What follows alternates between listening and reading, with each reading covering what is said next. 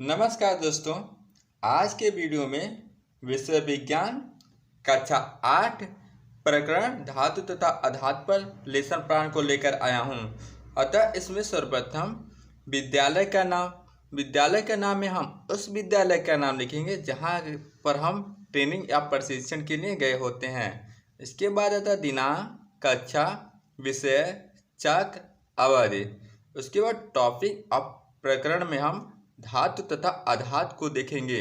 उसके बाद आता समान उद्देश्य में पूर्ववत अर्थात मैंने पाठ योजना संख्या 1 में समान उद्देश्य को लिखा हुआ है। उसके बाद आता है विशिष्ट उद्देश्य और शिक्षणोपरांत छात्र। यह दो यहाँ पर दो कॉलम्स में वितरित हैं तथा यहाँ पर विशिष्ट उद्देश्य 3 प्रकार के होते हैं। पहला ज्ञानात्मक उद्देश्य, दूसरा बोधात्मक उद्देश्य, तीसरा प्रयोगात्मक उद्देश्य। अब विशिष्ट उद्देश्य में फर्स्ट नंबर ज्ञानात्मक उद्देश्य को देखेंगे। ज्ञानात्मक उद्देश्य में विद्यार्थी धातु तथा अधातु को परिभाषित कर सकेंगे। सेकंड, विद्यार्थी धातु तथा अधातु का पहचान कर सकेंगे।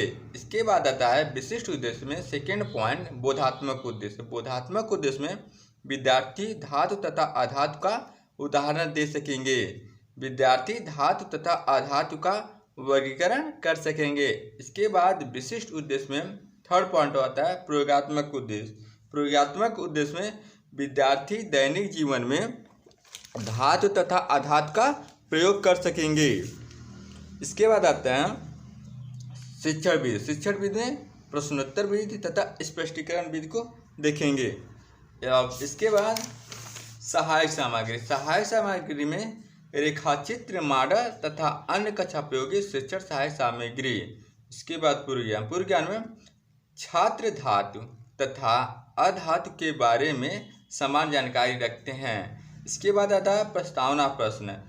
चूँकि यहाँ पे प्रस्तावना प्रश्न परीक्षक वाइवा में परीक्षक के द्वारा पूछ ही लिया जाता है कि यहाँ पर हम प्रस्तावना प्रश्न क्यों प्रयोग करते हैं, तो हम इसका रिस्पांस देंगे या उत्तर देंगे फर्स्ट नंबर पे छात्रों में पूर्व ज्ञान का पता लगाने के लिए। सेकेंड पॉइंट चलेंगे सरल तरीके से प्रकरण निकालने के लिए। थर्ड पॉइंट चलेंगे पाठ्य वस्तु या कंटेंट में छात्रों की रुचि जागृत करने के लिए। फोर्थ पॉइंट में पूर्व ज्ञान का नए ज्ञान से संबंध को स्थापित करने के लिए प्रस्तावना प्रश्न किया जाता है। अब इस प्रस्तावना प्रश्न में क्रम संख्या, छात्राध्यापक क्रिया, छात्र क्रियाएं। अब क्रम संख्या फर्स्ट में छात्राध्यापक क्रिया में छात्राध्यापक बच्चों से प्रश्न करेंगे, जब हम मेहनत करते हैं तो क्या अनुभव होता है। छात्र क्रिया में छात्र रिस्पांस देंगे गर्मी का। अब यहाँ से छात्र क्रिया से एक प्रश्न उठाएंगे गर्मी से। उसके बाद क्रम संख्या सेकंड में चलते हैं। छात्राध्यापक क्रिया में छात्राध्यापक बच्चों से प्रश्न करेंगे, गर्मी होने पर हवा किस यंत्र द्वारा प्राप्त करते हैं। तो छात्र क्रिया में छात्र रिस्पॉन्स देंगे पंखा, कूलर, एसी आदि से यंत्र से। उसके बाद थर्ड पॉइंट पे चलेंगे। छात्राध्यापक क्रिया में छात्राध्यापक बच्चों से प्रश्न करेंगे, पंखा, कूलर, एसी किसके द्वारा बनाए जाते हैं। छात्र क्रिया में छात्र रिस्पॉन्स देंगे या उत्तर देंगे लोहा, प्लास्टिक आदि से बनाए जाते हैं। उसके बाद फोर्थ नंबर पर चलेंगे। छात्राध्यापक क्रिया में छात्राध्यापक बच्चों से प्रश्न करेंगे, विज्ञान की भाषा में लोहे, प्लास्टिक को क्या कहा जाता है। तथा छात्र क्रिया में छात्र मौन हो जाते हैं तथा यहाँ पर हमारा समस्यात्मक प्रश्न निकल आता है। उसके बाद आता है उद्देश्य कथन। उद्देश्य कथन में छात्र आज हम लोग धातु तथा अधातु के बारे में विस्तार से अध्ययन करेंगे। इसके बाद आता है प्रस्तुतिकरण। प्रस्तुतिकरण में शिक्षण विधि, छात्राध्यापक क्रिया, छात्र क्रिया तथा सैंपट कार्य को देखेंगे। उसके बाद छात्राध्यापक क्रिया में छात्राध्यापक बच्चों से प्रश्न करेंगे, खिड़की किसकी बनी होती है। छात्र क्रिया में छात्र उत्तर देंगे या रिस्पॉन्स देंगे लकड़ी, लोहा आदि से। उसके बाद छात्राध्यापक क्रिया में छात्राध्यापक बच्चों से प्रश्न करेंगे, लोहा क्या है। तथा छात्र क्रिया में छात्र और छात्राध्यापक की बातों को ध्यान से सुनते हैं। उसके बाद छात्राध्यापक क्रिया में छात्राध्यापक स्पष्टीकरण करेंगे, लोहा एक धातु है। इसके बाद छात्राध्यापक क्रिया में छात्राध्यापक बच्चों से प्रश्न करें धातु क्या होता है तथा छात्र क्रिया में छात्र छात्राध्यापक के बातों के ध्यान से सुनते हैं। इसके बाद आता है छात्राध्यापक क्रिया में छात्राध्यापक स्पष्टीकरण करेंगे धातु वे तत्व होते हैं जो इस सरलता से इलेक्ट्रॉन त्याग कर धनायन बनाते हैं। ये पदार्थ के मूल तत्व होते हैं। धातु में एक विशेष प्रकार की चमक होती है जिसे धात्विक चमक कहते हैं। धातु कठोर होते हैं लेकिन विभिन्न धातुओं की कठोरता अलग अलग होती है। धातु में सोडियम एकमात्र ऐसा धातु है जो अति मुलायम होता है। ये एक अपवाद है तथा श्यामपट्ट कार्य में धातु को यहाँ पर उल्लेख किया गया है। अब इसके बाद आते हैं छात्राध्यापक क्रिया में छात्राध्यापक बच्चों से प्रश्न करेंगे अधातु क्या होती है तथा छात्र क्रिया में छात्र ध्यानपूर्वक छात्राध्यापक के बातों कथनों तथा शब्दों को सुनते हैं। क्या करते हैं? ध्यानपूर्वक सुनते हैं। इसके बाद छात्राध्यापक क्रिया में छात्राध्यापक स्पष्टीकरण करेंगे अधातु ठोस द्रव तथा गैस तीनों अवस्था में पाई जाती है। इनमें धातुओं के गुण नहीं होते हैं। कार्बन गंधक आदि ठोस अधातु हैं जबकि ब्रोमीन द्रव तथा ऑक्सीजन तथा नाइट्रोजन आदि गैसीय अधातु हैं। अधातु भंगुर होती हैं। अधातु रासायनिक अभिक्रिया के दौरान एक या एक से अधिक इलेक्ट्रॉन ग्रहण करके ऋणायन बनाने की प्रवृत्ति रखते हैं।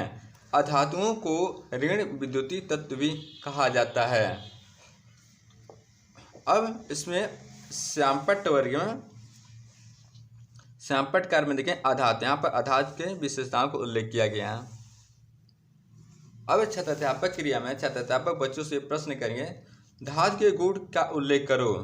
तो छात्राध्यापक क्रिया में छात्राध्यापक स्पष्टीकरण करेंगे धातु के भौतिक गुण निम्नलिखित हैं। पहला ये क्या होते हैं? आघात वर्धनीयता का गुण होता है। दूसरा तन्यता का गुण होता है। तीसरा ध्वनि होने का गुण होता है। चौथा चमकना के गुण होते हैं। उसके बाद पांचवें स्टेप पर विद्युत के सुचालक है। उसके बाद छठवें स्टेप पर भंगुरता बहुत कम होती है। उसके बाद आघात वर्धनीयता का गुण में आघात वर्धनीयता के गुण में धातु में उपस्थित वह गुण जिससे उन्हें पीटकर शीट में परिवर्तन किया जा सकता है आघात वर्धनीयता कहलाता है। इसके बाद तन्यता में वह गुण जिससे धातु को खींचकर तार में बदला जा सकता है तन्यता कहलाता है। इसके बाद आता है विद्युत के सुचालक। धातु विद्युत के सुचालक होती हैं जिसके कारण धातु से विद्युत के तार एवं अन्य उपकरण बनाए जाते हैं।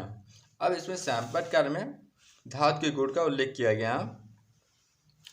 अब इसके बाद आता है छात्राध्यापक क्रिया में छात्राध्यापक बच्चों से प्रश्न करेंगे अधातुओं के गुण क्या हैं तथा छात्र क्रिया में छात्र ध्यानपूर्वक छात्राध्यापक के बातों कथनों तथा शब्दों को सुनते हैं। क्या करते हैं? ध्यानपूर्वक सुनते हैं। तथा छात्राध्यापक क्रिया में छात्राध्यापक स्पष्टीकरण करेंगे आधात के भौतिक गुण निम्न हैं। पहला उच्च आयनीकरण ऊर्जा का गुण। सेकेंड उच्च विद्युत ऋणता का गुण। थर्ड अधातु की भंगुरता अधिक होती है। फोर्थ अधातुओं के सतह चमकदार नहीं होती है। फिफ्थ अधातु आसानी से इलेक्ट्रॉन ग्रहण कर अस्थायी अवस्था में आने की कोशिश करते हैं। उसके बाद सिक्स स्टेप पे अधातु ठोस द्रव गैस किसी भी अवस्था में पाए जा सकते हैं। उसके बाद 7 नंबर पे अधिकांश अधातुएं ऑक्साइड्स प्रदान करते हैं जो जल में घुलकर अम्ल बनाते हैं। अब इसके बाद आधात गुण को संपटकार में उल्लेख किया गया है।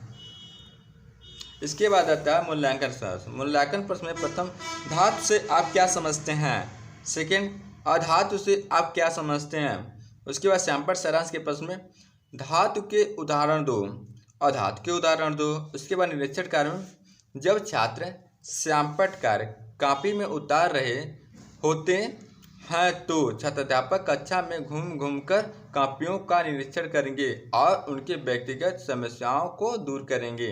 इसके बाद आता है पुनरावृत्ति के प्रश्न। पुनरावृत्ति के प्रश्न में धातु तथा अधातु में अंतर बताइए, अधातु के द्रवीय अवस्था का उदाहरण दें। उसके बाद गृह कार्य में प्रथम धातु तथा अधातु पर गुण को बताना है, यही लिख कर लाना है, ये होमवर्क हो गया। उसके बाद आता है छात्राध्यापक का हस्ताक्षर, उसके बाद पर्यवेक्षक का हस्ताक्षर। अगर यह वीडियो अच्छा लगा हो तो लाइक एंड शेयर जरूर कीजिएगा। Thank you and take care. जय हिंद, जय भारत, वंदे मातरम।